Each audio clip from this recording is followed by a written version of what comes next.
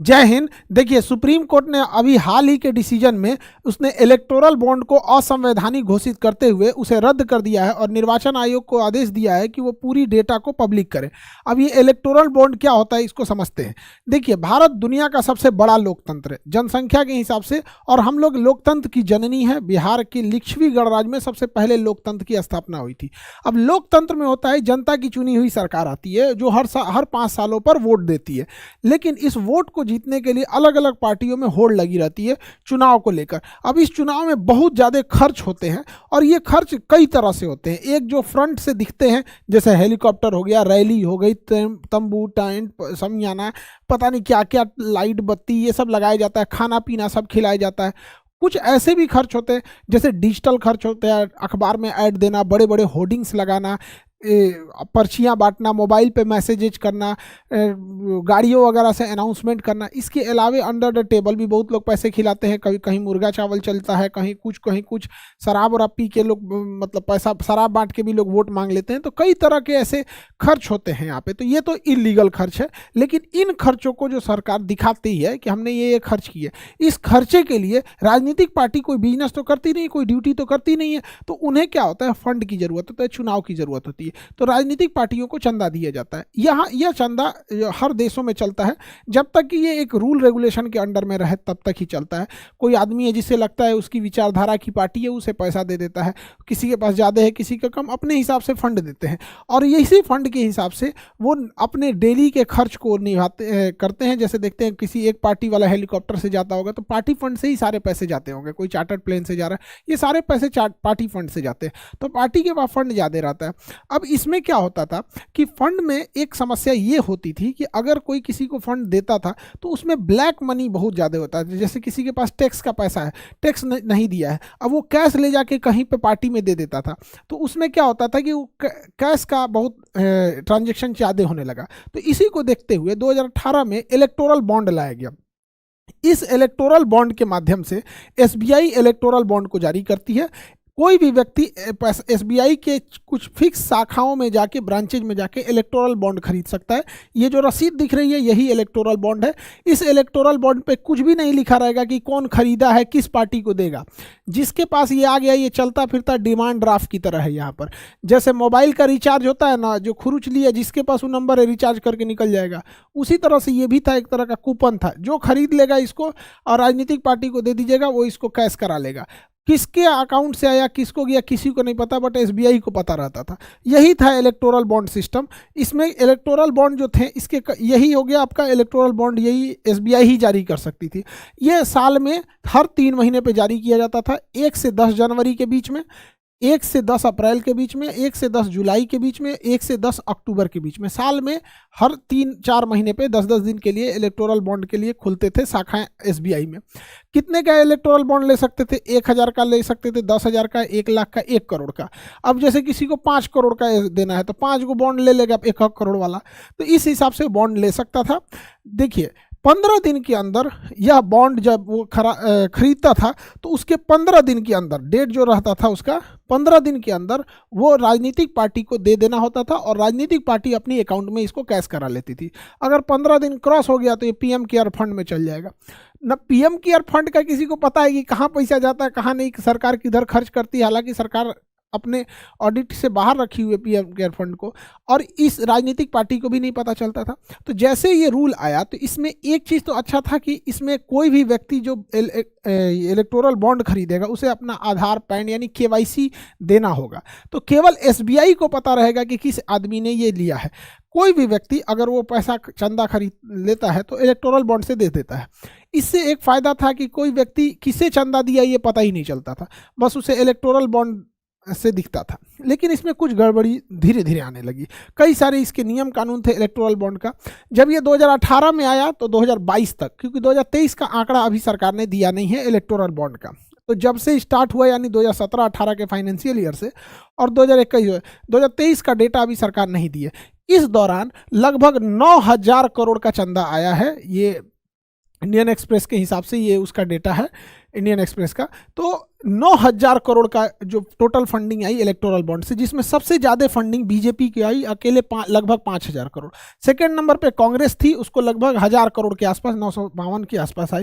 तृणमूल कांग्रेस आई 700 750 करोड़ के आसपास।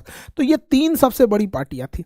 हालांकि अगर आप देखेंगे तो किसी भी समय में रूलिंग गवर्नमेंट को सबसे ज्यादा चंदा मिलता है। एक समय था 2004 से 2014 के बीच में सबसे ज्यादा चंदा कांग्रेस को मिला था। तो कहीं पे भी ये होता है, ये रूल रेगुलेशन, मतलब एक तरह का समझिए ट्रेंड है कि कहीं पे भी फंडिंग जो होती है वो रूलिंग गवर्नमेंट को मिलती है। जैसे अभी के टाइम पे रूलिंग गवर्नमेंट में बीजेपी, इसको चंदा ज़्यादा मिला है। एक समय अगर कोई और पार्टी रूलिंग में आएगी तो उसे भी मिलेगा। लेकिन ये इतना पैसा इनके पास 5,000 करोड़, 950 करोड़, 750 करोड़, 650 करोड़, तो इतने पैसे किसने दिया ये कोई नहीं जान सकता था। और इन पार्टियों ने भी इस संशोधन का कोई विरोध नहीं किया क्योंकि सबको मिल रहा था। लेकिन उर्जित आर पटेल जो आरबीआई के गवर्नर थे, उन्होंने कहा था कि इससे ये एक तरह का समझ जाइए कि इससे ना मनी लॉन्ड्रिंग की समस्या उत्पन्न हो जाएगी। तो ये आरबीआई का कथन था, रिजर्व बैंक ऑफ इंडिया का। यहाँ पे एडीआर एक संगठन है, एसोसिएशन फॉर डेमोक्रेटिक रिफॉर्म। ये चुनाव में किस तरह से पारदर्शिता ला जाए उस पर यह काम करती है। उसने एक केस कर दिया सुप्रीम कोर्ट में कि इसकी गहन जांच हो जाए। वहीं निर्वाचन आयोग का भी कहना था कि इससे पारदर्शिता की कमी हो रही है, जनता को पता ही नहीं चल रहा है कि किस कंपनी ने किसे पैसा दिया। कई बार आरोप लगता है सरकार के ऊपर, हर सरकारों के ऊपर लगता है कि वो किसी एक कंपनी को प्रॉफिट दे रही है। तो कहीं ऐसा तो नहीं है कि उस कंपनी ने ज़्यादा चंदा दिया है, 10 रुपया चंदा दे के 10,000 का काम करा ले, क्योंकि सरकार अपने जेब से तो कोई काम करती नहीं हो, तो देश का पैसा होता है यहाँ पर। तो इसी के लिए सुप्रीम कोर्ट में एक लंबी बहस चली थी। और सुप्रीम कोर्ट में एडीआर यहाँ पे प्रशांत भूषण और कपिल सिब्बल, ये सुप्रीम कोर्ट के बहुत सीनियर जज हैं। अमूमन देखेंगे कि गवर्नमेंट के जो भी केसेस वगैरह होते हैं वहाँ पे काफ़ी मतलब संवैधानिक, मतलब जो कोर्ट में है काफ़ी गवर्नमेंट के क्रिटिक भी रहे हैं ये लोग। तो एक लंबा केस चला यहाँ पर सुप्रीम कोर्ट में, और सुप्रीम कोर्ट के सामने दलीलें रखी गई कि आखिर इस इलेक्टोरल बॉन्ड से क्या क्या लॉसेज होते रहे थे। तो देखिए, इसमें कुछ खामियां थी जिसे सुप्रीम कोर्ट ने समझा। इलेक्टोरल बॉन्ड में जो कंपनियां पहले क्या थी कि आप चंदा तभी दे सकते हैं, आपका जितना प्रॉफिट है उसके 7.5% से ज़्यादा आप चंदा नहीं दे सकते हैं। और हकीकत भी है कि भैया 7.5% कोई भी अपने प्रॉफिट का एक राजनीतिक पार्टी को चंदा दे दे, इससे ज़्यादा क्यों देगा। लेकिन इसमें कह दिया गया नहीं, आपको जितना मन है वो दे देना है। तो एक ये गड़बड़ थी कि भैया इतना काहे चंदा देंगे आप। दूसरा कि रेवेन्यू मतलब होता है कि टोटल आपने कितना सेल कर दिया, वो आपका प्रॉफिट नहीं होता है। रेवेन्यू जैसे कोई सब्जी वाला 100 रुपये बेचा तो 100 रुपये उसका रेवेन्यू है, 100 रुपये उसका प्रॉफिट नहीं है। तो पहले ये था कि रेवेन्यू का 10% ही आप चंदा दे सकते थे, इसमें कह दिया गया नहीं जितना मन दे दीजिए यहाँ पे। तो यहाँ तक तो समझ में आता है कि भैया हाँ प्रॉफिट में है, रेवेन्यू में है तो चंदा दे रहे हैं। हद तब हो गया जब इलेक्टोरल बॉन्ड के माध्यम से लॉस मेकिंग कंपनी भी चंदा देने लगी। अरे भैया तुम लॉस में हो, तुम क्यों चंदा दे रहे हो। तो बड़ा गचपच होने लगा यहाँ पर। तो गवर्नमेंट इस जब सुप्रीम कोर्ट के सामने ये बात रखी गई तो सुप्रीम कोर्ट ने इस पर बहुत सख्त टिप्पणी किया था यहाँ पर। इसके अलावा एक और चीज़ था कि पहले भारत में कोई भी विदेश से चंदा नहीं दे सकता था। अब आप कल्पना कीजिए कि चाइना के पास बहुत पैसा है, चाइना अगर किसी भारत के राजनीतिक पार्टी को करोड़ों रुपए दे दे चंदा के रूप में और उसके पसंद की यहाँ सरकार बन जाए, तो वो सरकार भारत की रहेगी लेकिन वो इशारा चाइना का रहेगा। इसलिए भारत में ये बैन लगाया गया था कि कोई भी विदेश से चंदा नहीं ले सकता है। लेकिन इलेक्टोरल बॉन्ड में एक समस्या थी कि कोई भी विदेश की कंपनी, यहाँ मदर कंपनी है, वो अपनी एक छोटी सी कंपनी इंडिया में डाल देगी। इसे हम लोग सेल कंपनी या डॉटर कंपनी कह देंगे, सब्सिडरी कहिए या सेल कंपनी कहिए। अब ये चाइना से डायरेक्ट चंदा नहीं आ सकता, अब यहाँ से इस पार्टी में, इस कंपनी में चंदा आएगा और ये कंपनी फिर इंडिया में चंदा दे सकती है अलग अलग राजनीतिक पार्टियों को। ये तो बहुत चिंता का विषय है। इलेक्टोरल बॉन्ड के माध्यम से ये पॉसिबल था। तो ये सारी चीज़ों को सुप्रीम कोर्ट के समक्ष जब रखा गया तो सुप्रीम कोर्ट ने सरकार से पूछा। सुप्रीम कोर्ट के 5 संवैधानिक जजों की पीठ ने पूछा था। देखिए, सुप्रीम कोर्ट का रूल है, जब भी कोई संवैधानिक मामला जाएगा जिसमें संविधान में बनाए गए, संसद द्वारा पारित किसी विधेयक को बदलना हो या कोई संविधान में चेंजिंग करना हो, तो उसे संवैधानिक पीठ कहते हैं। इसमें कम से कम 5 जज होने चाहिए। ज़्यादा से ज़्यादा आप 3400 जज को बैठा दीजिए, उससे बहस नहीं, लेकिन कम से कम 5 जज होना चाहिए।